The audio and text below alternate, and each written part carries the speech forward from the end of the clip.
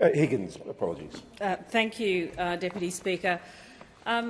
Deputy Speaker, vaping is a pox upon our House, this House and our entire nation. Currently in Australia, there are 1.7 million people who regularly vape. Amongst high school students, that number is 1 in 6. And why is vaping so problematic? It's problematic for many reasons. One, vaping is a gateway drug to nicotine addiction. We know that people who vape on a regular basis are 3 times more likely to go on to become smokers. And that's a huge problem because smoking and tobacco use is the #1 risk factor for death in Australia. And this is based on evidence tabled by the National Tobacco Strategy last year. Tobacco use is the #1 cause of death, followed by a range of other risk factors. It's higher than a poor diet, it's higher than physical inactivity, it's higher than alcohol use, and it's higher than illicit drugs. At the moment in Australia, we have the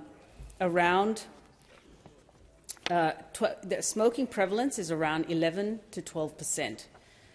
Now, we want to drive those rates down, and the National Tobacco Strategy discusses that. We are aiming to drive smoking rates down to 10% or less by 2025 and to 5% or less by 2030. But it's not going to be achievable unless we tackle the scourge of vaping. Vapes were originally sold as a therapeutic device to help smokers get off the cigarettes. In fact, the reverse has occurred. These devices were so poorly regulated that that big tobacco essentially used them as a marketing tool to hook people, to turn them into nicotine addicts. They have interesting flavours, a whole variety of flavours, including strawberry. They look like highlighter pens or USBs, and the vaping stores have cropped up all throughout our streets and suburbs, and most of them are within 50 metres of a school. So, in fact, big tobacco is aiming to turn a young generation of Australians into nicotine addicts, essentially. Vapes themselves, however, are not just full of nicotine. They're actually a chemical cocktail. We don't actually know what's in these substances, but we have got evidence that they can cause severe lung injury. There's a condition called EVALI, e-cigarette and vaping acute lung injury, which has been well described in the medical literature. And it shows that vapes are associated with a severe lung injury, which can result in intubation and ventilation in intensive care, as well as lung transplantation for those patients who are lucky enough to get access to lung transplants. There is widespread community concern around this issue, and in fact our reforms that we've already tabled with the banning of vapes, the importation of vapes in January of this year, have been widely supported by the community and by a range of public health experts. Our second tranche of reforms, which is the substance of this bill, will aim to ban the sale and marketing of vapes in the community, in our streets and suburbs. And this approach has been endorsed by a range of organisations, including peak medical groups such as the AMA and the RACGP, as well as others. The state and territory health ministers have also endorsed this legislation, and so we would urge support from everyone in this House. But it's not just the peak groups. Ordinary Australians are very interested and animated by this issue.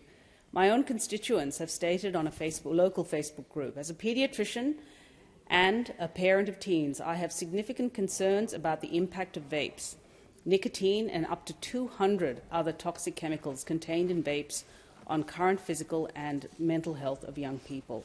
We see this firsthand in our interactions and consultations with young people. I also have significant concern about the long-term impacts and effects of vaping. If we wait for long-term data, it will be too late. We need to act now.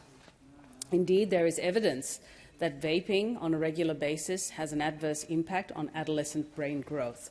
We also know that it has an adverse effect on pregnancy outcomes, and it can contribute to accelerated cardiovascular and respiratory disease. From another constituent, sensible regulation is a strong positive move towards ending the youth vaping crisis. Regulating retail sales of nicotine vaping products, including strict age verification requirements, will stop the black market in its tracks and keep dodgy products out of the hands of children. And that's the message that we are hearing loud and clear. The community want action, and we are indeed delivering on that. The legislation that we are tabling will introduce offences and civil penalty provisions designed to protect Australians, particularly young people, from the harms associated with illicit vapes. This will be achieved by banning the importation of vapes, which was done back in January of this year, the domestic manufacture, supply, commercial possession and marketing of non-therapeutic and disposable single vapes. All vaping advertising on social media or on retail websites and the promotion of vaping goods by influencers on social media will also be banned. Those flashing lights signalling vapes sold here that you drive past or walk past in our streets will be gone. They will be made unlawful. We're also enhancing the quality and safety standards associated with the manufacture of vapes. These commenced back in March of this year. We have limited the flavours to mint, menthol or tobacco, and we are also foreshadowing other standards, such as the requirement to limit the maximum amount of nicotine in the vape, as well as plain pharmaceutical packaging and very clear labelling. In other words, we are dialling down the flashing lights and dialling down the marketing so that these devices just simply do not look enticing enough to want to hook people. The important message here is that we're not taking a punitive approach to the individual. We're not out to target the individual, but we are certainly going for big tobacco, and that is why we introduced the banning of the importation of vapes back in January of this year. And since that ban came through, we have seized 1.5 million vapes. 1.5 million. It is huge. That's a mountain of vapes. And that's 1.5 million vapes, fewer in the hands of Australians, including children. We're trying to choke off the supply, but we need to do more. The issue, of course, now is that we have a group of Australians who are essentially dependent on nicotine. And I think it's important to talk a little bit about the kinds of problems that these people may encounter as access to vapes diminishes. Nicotine withdrawal is well described. It's something that I had to deal with in my medical practice in hospital, and it can manifest in many ways. People rarely say that they are withdrawing from nicotine or smokes. They just don't say it. Instead, it manifests as irritability, as problems with concentration, difficulty sleeping, and, of course, finally, aggression. Now, these manifestations can occur both in adults but also in children. And I think it's important, particularly for parents, as well as schools and teachers, principals, to be aware that there may be children in their midst who are not disclosing that they are regular vapers, but who will then manifest problems with nicotine withdrawal. We are committing close to $30 million towards smoking cessation services. That includes bolstering the quit line, but it also is important to understand that access to nicotine replacement therapy is widely available. Nicotine patches, gums and sprays can be purchased over the counter at pharmacies, sometimes even supermarkets. They are widely available and they can be used for anyone over the age of 12, depending on the product labelling. But further support is also needed sometimes with counselling and with psychotherapy. My advice to parents and to persons of authority like school teachers and principals is to flag these issues early with your organisation and advise parents to take their children particularly to their local doctor for advice on how to actually manage nicotine withdrawal. GPs are well versed in doing this work. They are professionals. They've done it for decades, fighting the fight against big tobacco.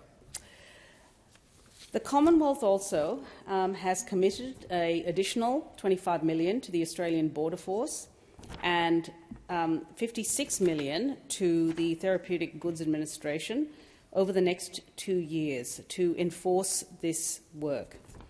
A national vaping group was formed in November of 2023, comprising the Commonwealth, State and Territory Health and Police Departments, the AFP and Australian Border Force. It's really important that this work continues in a very collaborative fashion because obviously the Commonwealth can create the legislation, but it needs to be operationalised, and big tobacco are sneaky. These illicit operators will try and find any weakness in order to ply their trade.